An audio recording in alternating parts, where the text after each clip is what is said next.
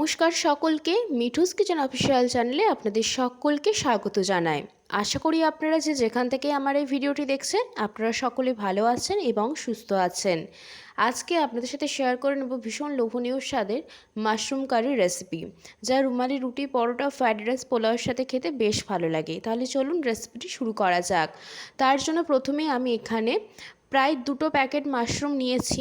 এখানে মাশরুমটাকে আমি ভালো করে কিন্তু পরিষ্কার করে জল দিয়ে ভালো করে ধুয়ে নিয়েছি, যেহেতু ধুলোবালি থেকে থাকে সেই ক্ষেত্রে।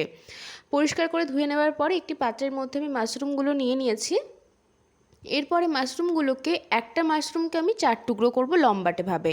আপনাদেরকে আমি ভিডিওর মাধ্যমে দেখিয়ে দিচ্ছি যে আমি কেমনভাবে টুকরোটা করছি। আপনারা আপনাদের পছন্দ মতো শেপ দিতে পারেন, ছোট বড়।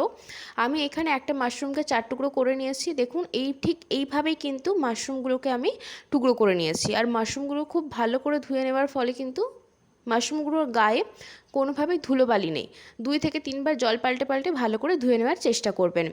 দিয়ে এইভাবে লম্বাটে করে মাশরুমগুলোকে আমি কেটে নিচ্ছি। যারা মাশরুম খেতে পছন্দ করেন এই রেসিপিটি তাদের অত্যন্ত ভালো লাগবে, ভীষণই লোভনীয় হয়। কয়েকটা উপকরণ দিয়ে চটজলদি তৈরি হয়ে যায়, খেতে ভীষণই লোভনীয় হয়। তারপরে আমি এখানে মাশরুমের মধ্যে দিয়ে দিয়েছি বড় বড় করে ডাইস করে কেটে রাখা একটা মাঝারি সাইজের পেঁয়াজ, কিছুটা পরিমাণ ডাইস করে কেটে রাখা ক্যাপসিকাম, বেশ খানিকটা পরিমাণ দিয়েছি গ্রেট করে রাখা আদা এবং রসুন। তারপরে দিয়েছি একটা মাঝারি সাইজের টমেটো পেস্ট এবং একটা ছোট সাইজের পেঁয়াজ বাটা।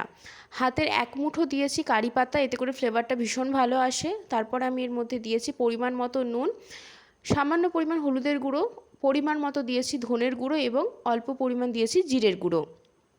তারপরে আমি এর মধ্যে দিয়ে দিচ্ছি বেশ খানিকটা পরিমাণ গোলমরিচের গুঁড়ো। পুরো ঝালটাই কিন্তু গোলমরিচের গুঁড়োতেই হবে, আমি এখানে কাঁচা লঙ্কা বা লাল লঙ্কার গুঁড়ো ব্যবহার করব না। সুন্দর কালারের জন্য আমি এর মধ্যে দিয়েছি বেশ খানিকটা পরিমাণ কাশ্মীরি লঙ্কার গুঁড়ো। তারপরে এই সমস্ত উপকরণ আমরা যা যা দিয়েছি সেগুলোকে খুব ভালো করে কিন্তু ম্যারিনেট করে নিতে হবে। এই ম্যারিনেশনটা যত ভালো হবে মাশরুমের রেসিপিটা কিন্তু ততই ভালো খেতে হবে। আর এই ম্যারিনেশনটা করে অন্তত পক্ষে 1 ঘন্টা রাখার চেষ্টা করবেন। যদি সময় হাতে কম থাকে সেই ক্ষেত্রে 30 মিনিট রাখতে পারেন, তবে 1 ঘন্টা রাখতে পারলে খুবই ভালো। ম্যারিনেশনটা খুব সুন্দর করে কিন্তু আমাদের এখানে করে নিয়েছি এবং আমি এখানে কিন্তু 1 ঘন্টা মতোই রেখেছিলাম। ম্যারিনেশনটা যত ভালো হয় টেস্ট কিন্তু ততই ভালো আসে। মানে একদমই সমস্ত কিছু গুঁড়ো মশলা দিয়ে সমস্তটা এখানে ম্যারিনেট হয়ে যাচ্ছে, আর কিন্তু রান্নাটা করতে আমাদের বেশি সময় লাগবে না। খুব সুন্দর করে কিন্তু আমাদের এখানে ম্যারিনেট আমি এখানে করে নিচ্ছি। এবং এইভাবে যদি মাশরুম বানিয়ে থাকেন রুটি পরোটার সাথেও কিন্তু খেতে অসাধারণ লাগে। যারা মাশরুম খেতে পছন্দ করেন তারা একবার হলেও মাশরুমের এই রেসিপিটা বানিয়ে দেখতে পারেন, ভীষণ ভালো লাগবে। সুন্দর করে কিন্তু আমাদের এখানে ম্যারিনেশনটা হয়ে গিয়েছে। এরপর এটাকে আমি 1 ঘন্টা মতো রেখে দিয়েছিলাম। যেহেতু বললাম ম্যারিনেশন যত ভালো হবে ততই কিন্তু খেতে টেস্ট হয়। তারপরে পুরো রান্নাটাই আমি যেহেতু এখানে সর্ষের তেলে করব, সেই জন্য কড়াইয়ের মধ্যে বেশ খানিকটা পরিমাণ আমি এখানে সর্ষের তেল গরম করতে বসিয়ে দিয়েছি। তেলটা ভালো মতো গরম হয়ে আসলে এর মধ্যে দিয়েছি এলাচ, লবঙ্গ এবং দারচিনি। ফোড়নটা একটু যখন ভাজা ভাজা হয়ে আসবে ঠিক সেই পর্যায়ে দিয়েছি একটা বড় সাইজের লম্বাটা করে কেটে রাখা পেঁয়াজ। আমি কিন্তু পেঁয়াজ পেস্ট একটা ছোট সাইজের দিয়েছিলাম, সেই জন্য এখানে একটা বড় সাইজের পেঁয়াজ লম্বাটা করে ঝিরিঝিরি করে কেটে নিয়েছি। সেটা আমি তেলের মধ্যে খুব ভালো করে ভেজে নেব, একদম মুচমুচে লালচে করে ভেজে নেব। পেঁয়াজটা যত ভালো করে ভাজা হবে টেস্টটা কিন্তু খুব ভালো আসে। ঠিক বেরেস্তার মতোও করব না, আবার একদম নর্মালি আমরা যেমন পেঁয়াজ ভেজে থাকি তেমনটাও না। একটু কড়া করে লালচে করে ভাজবো, বেরেস্তার মতো অতটা পর্যায় পর্যন্ত ভাজবো না।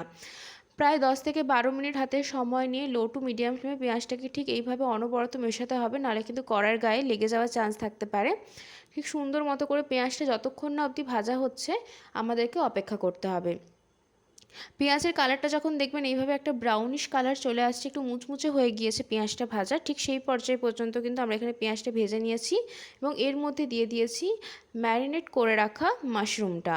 পুরোটা দিয়ে দিয়েছি আমি এখানে, সমস্ত মশলা যা যা একসাথে ম্যারিনেট করা ছিল সমস্ত কিছু। আর এটা কিন্তু একদম কষা কষা হবে, তাই কোনোভাবে জল যাবে না। মাশরুম থেকে যেহেতু প্রচণ্ড পরিমাণে জল বের হয়, সেই ক্ষেত্রে মাশরুম থেকে যে জলটা বের হবে তাতেই কিন্তু মাশরুমগুলো সেদ্ধ হয়ে যাবে এবং জলটাকে কিন্তু আমরা একদম ফুটিয়ে ফুটিয়ে শুকনো করে নেব। ভীষণই সুন্দর খেতে হয় রেসিপিটি। খুব ভালো করে কিন্তু একটু ভাজা ভাজা করে নিচ্ছি পেঁয়াজের সাথে, ভালো মতো কিন্তু আমি এখানে মিশিয়ে নিচ্ছি। এরপরে ঢাকা চাপা দিয়ে রান্নাটা করতে হবে, যেহেতু মাশরুমটা সেদ্ধ হবে এবং মাশরুম থেকে প্রচণ্ড পরিমাণে জল বের হয়, সেই ক্ষেত্রে ঢাকা দিয়ে কিন্তু আমাদেরকে এখানে রান্নাটা করতে হবে। প্রায় মিনিট 5 হাতে সময় নিয়ে আমি পেঁয়াজের সাথে মাশরুমটাকে খুব ভালো মতো কিন্তু এখানে ভেজে নিয়েছি। আর গ্যাসের ফ্লেমটা লো টু মিডিয়ামে রাখবেন, যাতে করে সময় একটু লাগলেও রান্নাটা কিন্তু খুব সুন্দর হয়। মাশরুমটা সেদ্ধও হবে খুব ভালো মতো এবং মাশরুম থেকে জলটা বেরোবে সেটাও কিন্তু সুন্দর মতো একদম ফুটে ফুটে কমে যাবে। সুন্দর মতো কিন্তু এখানে আমি পেঁয়াজের সাথে মাশরুমগুলোকে একটু নাড়াচাড়া করে ভেজে নিয়েছি। এই রেসিপিটা করার সময় যে অতুলনীয় একটা গন্ধ বের হয় সেটা কিন্তু ভীষণই ভালো লাগে। যারা বাড়িতে এইভাবে যদি কেউ বানিয়ে থাকেন মাশরুমের রেসিপি, তারা তো জানেন কতটা টেস্টি খেতে হয়। যারা এখনও পর্যন্ত বানায়নি তারা একবার হলেও রেসিপিটি ফলো করে দেখতে পারেন। আশা করব আপনাদের ভীষণ ভালো লাগবে। ঢাকা দিয়ে লো টু মিডিয়াম ফ্লেমে আমি 25 মিনিটের মতো রেখেছিলাম মাশরুমটা যাতে খুব ভালো মতো সেদ্ধ হয়ে যায়। 25 মিনিট পর আপনাদেরকে ঢাকা খুলে দেখিয়ে দিচ্ছি মাশরুম থেকে কতটা পরিমাণে জল বেরিয়েছে। এবং যেহেতু ম্যারিনেশন করার সময় আমি নুন দিয়েছিলাম পরিমাণ মতো, সেই জন্য এখানে আর আমি নুনের ব্যবহার করলাম না। পেঁয়াজটা তেলের মধ্যে দেওয়ার পরে আমি আর নুন দিইনি, তার একটাই কারণ যেহেতু মাশরুমের মধ্যে নুন আগে থাকতেই আমি ম্যারিনেশনে মাখিয়ে রেখেছিলাম।